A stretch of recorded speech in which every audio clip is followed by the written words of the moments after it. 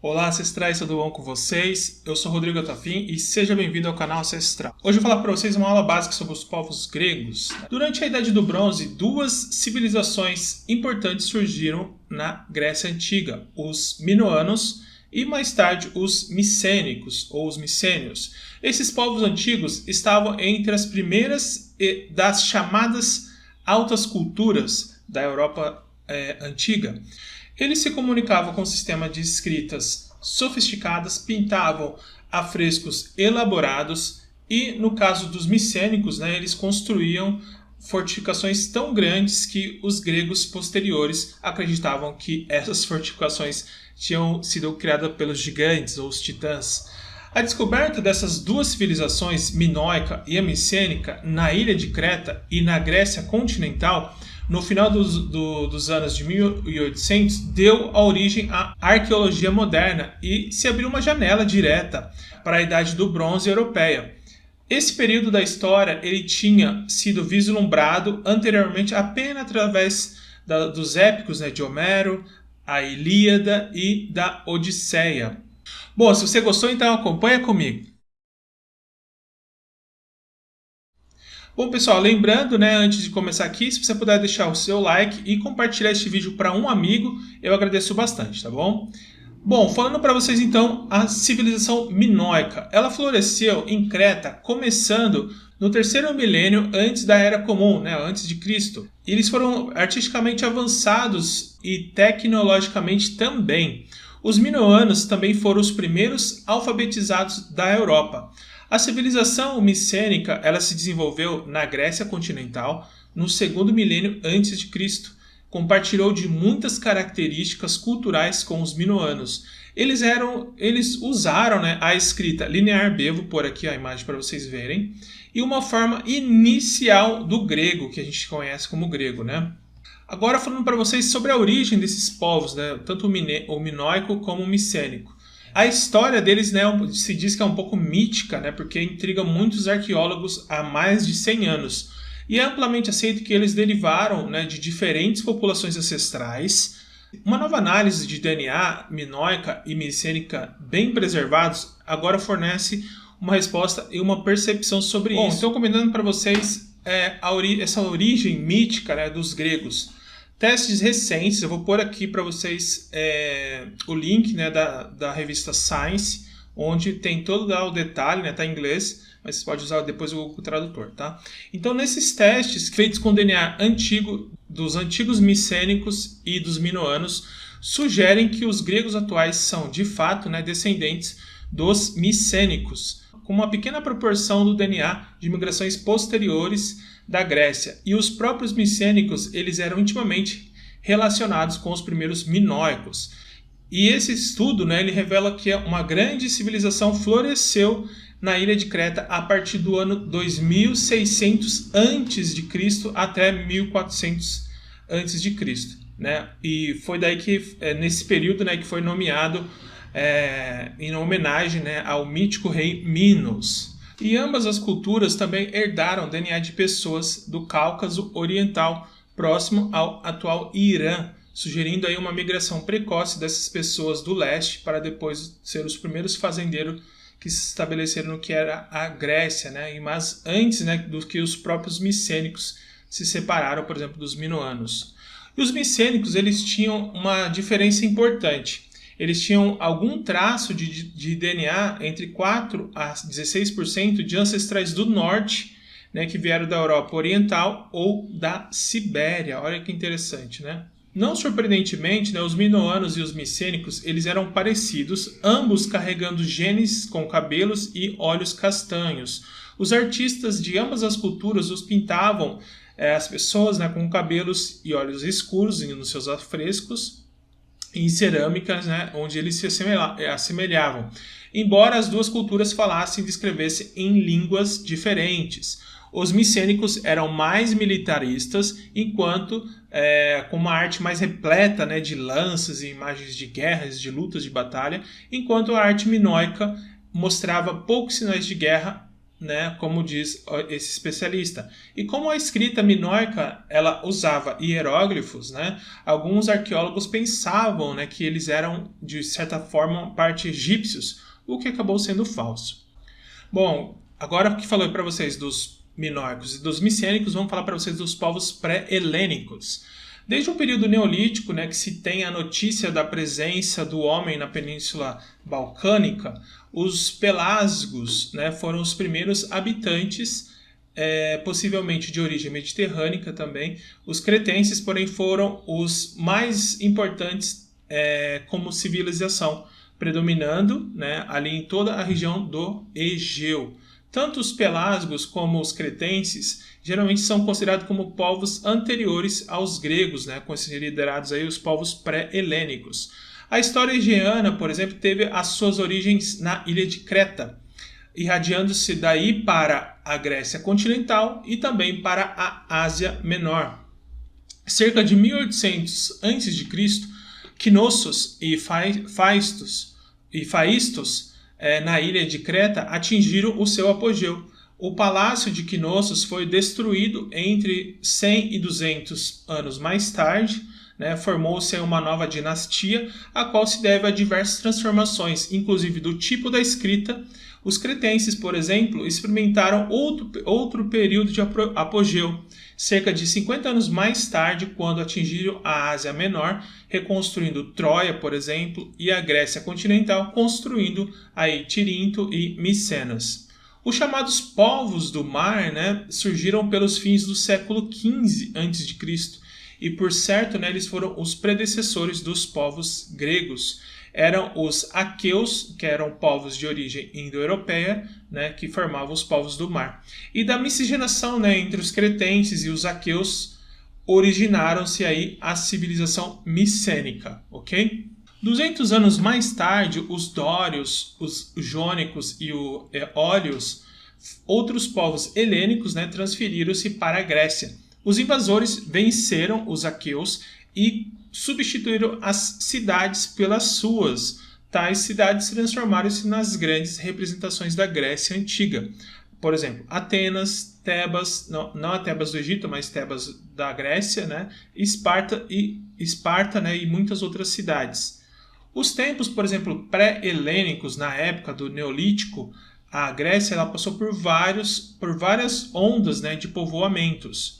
Por exemplo, do período da Grécia Antiga, uma estratégia utilizada pelos historiadores para facilitar a assimilação e a organização do conhecimento histórico, no caso, né, de civilizações da Antiguidade, como os gregos, adaptações aproximadas foram criadas levando-se em consideração determinadas características ou acontecimentos que são estudados. No caso dos gregos, a datação estipulou-se a divisão de 5 períodos, que são o período homérico, que é tudo que é antes, né, de 2500 a 1100, o período da formação, né, do povo grego, marcado aí pela existência dessas duas grandes civilizações que eu comentei para vocês, a civilização minoica e a civilização micênica.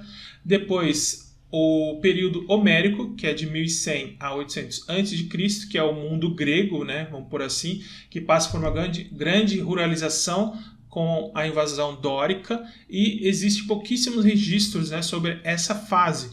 E a vida gira em torno ali dos Gênos, né, que eu vou comentar para vocês aqui que é isso, e há aí um grande recuo, né, civilizacional na Grécia Antiga com essas batalhas dos Dórios. Depois tem o período arcaico, que é de 800 a 500 a.C., marcado pelo surgimento de polis, que também eu vou falar para vocês o que é polis, e o modelo, né, da cidade-estado da Grécia. O aumento populacional leva os gregos a se mudarem, né, à procura de novos locais. O alfabeto fonético, então, surge daí.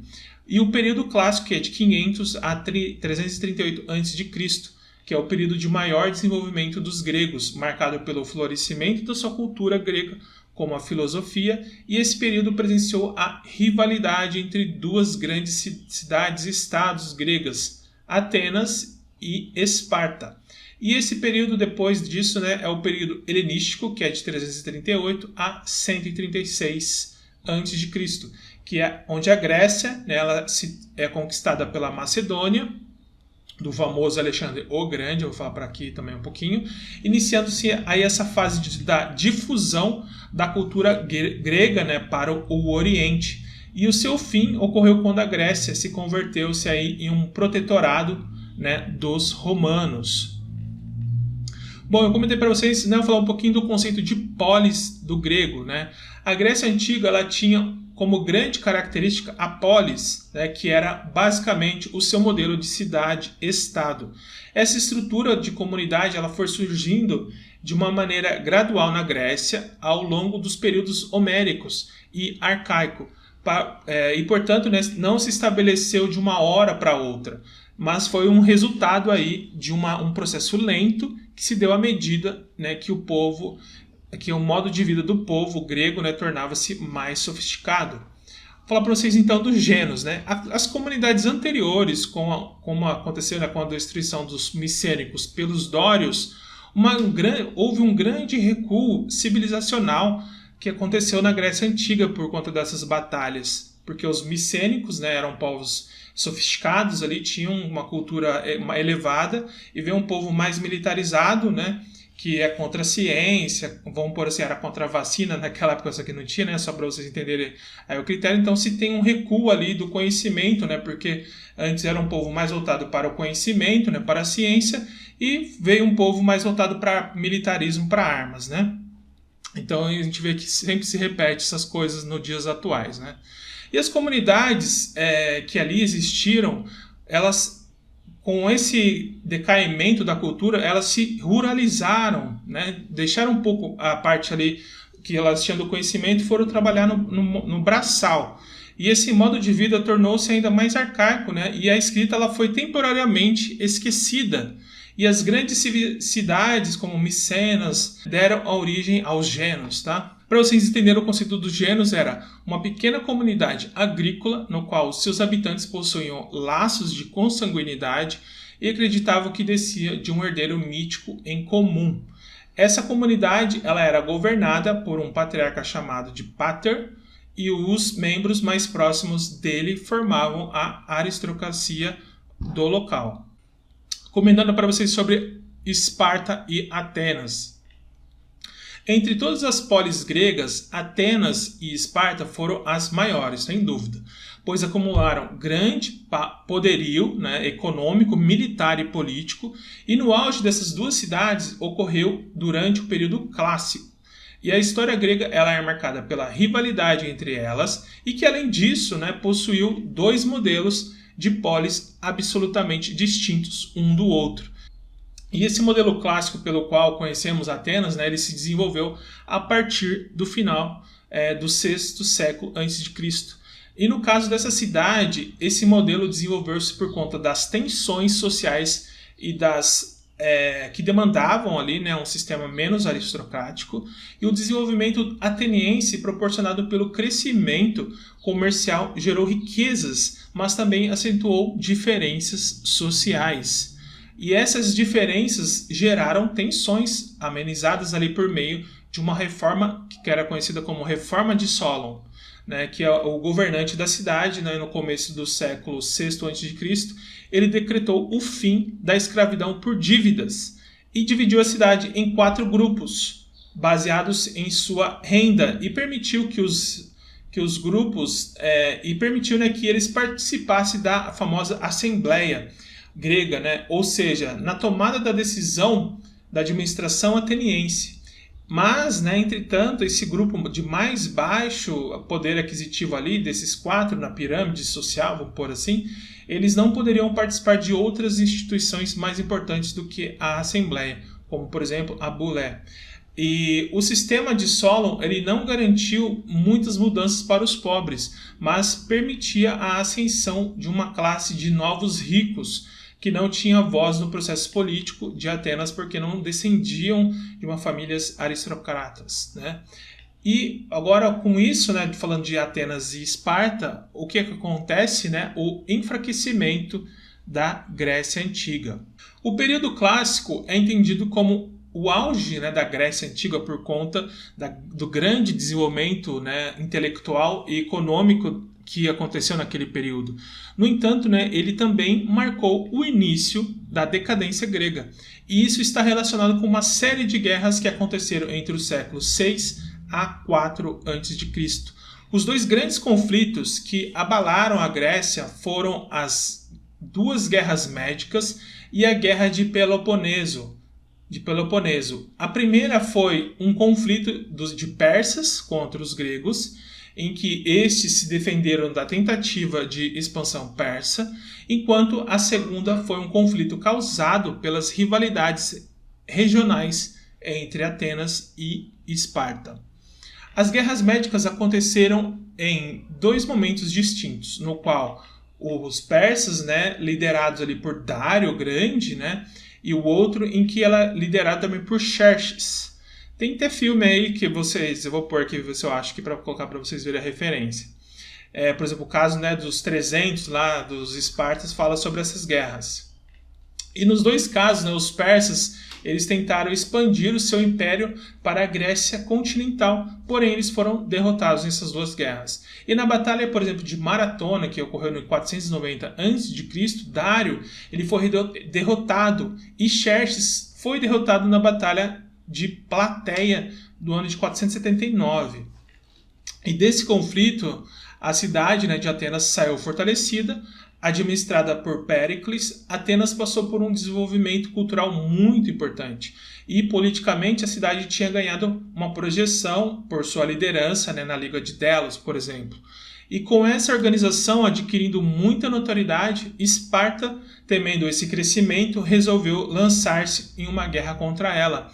E assim foi iniciada a Guerra de Peloponeso.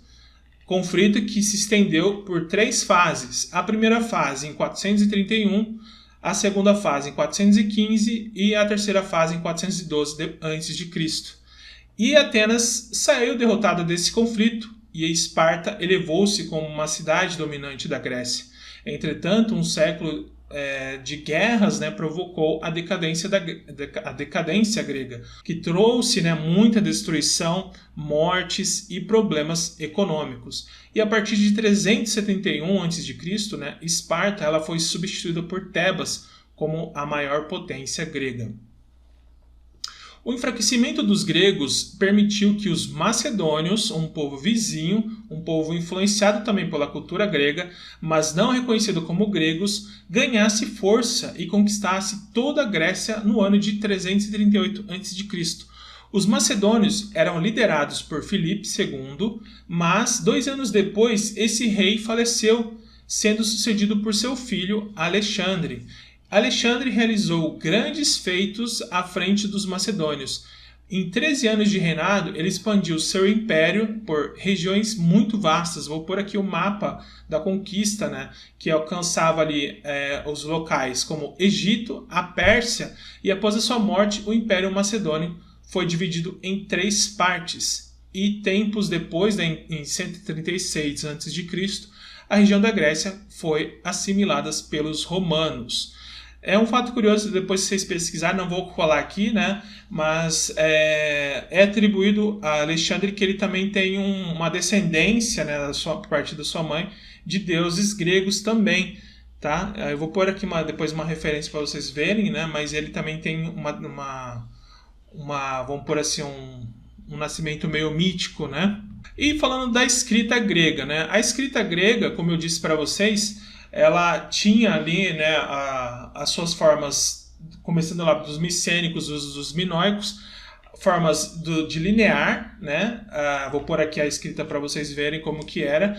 E a escrita antes, né, da escrita alfabética dos gregos, eles tinham uma vamos pôr assim, um proto-grego ali, né? E vou pôr para vocês verem também. E aí, né, com o surgimento ali do comércio, com os povos fenícios, né, que são os criadores da escrita alfabética ali, né, eles tinham contatos, então mostraram, e como eram apenas 22 caracteres, ficavam fácil ali de se comunicarem, né, e aí passou para os gregos, e os gregos formaram aí o seu alfabeto também. Né? Vou pôr aqui essa evolução do alfabeto grego para vocês verem. E aí desse alfabeto grego, né, a gente sofreu influência pelo latim, e aí do latim passou para o português, e é o que a gente conhece hoje, tá? Bom, comenta aqui o que vocês acharam, se teve alguma coisa nova aí que vocês viram que vocês não conheciam. E para quem gosta também da cultura grega, quiser comentar, fica à vontade, tá bom? E eu peço para vocês compartilharem esse vídeo então com um amigo, tá? Compartilha aí no WhatsApp, no Telegram. Com apenas um amigo eu já fico feliz, tá bom? E é isso, pessoal. Muito obrigado e a gente se vê no próximo vídeo. Até lá!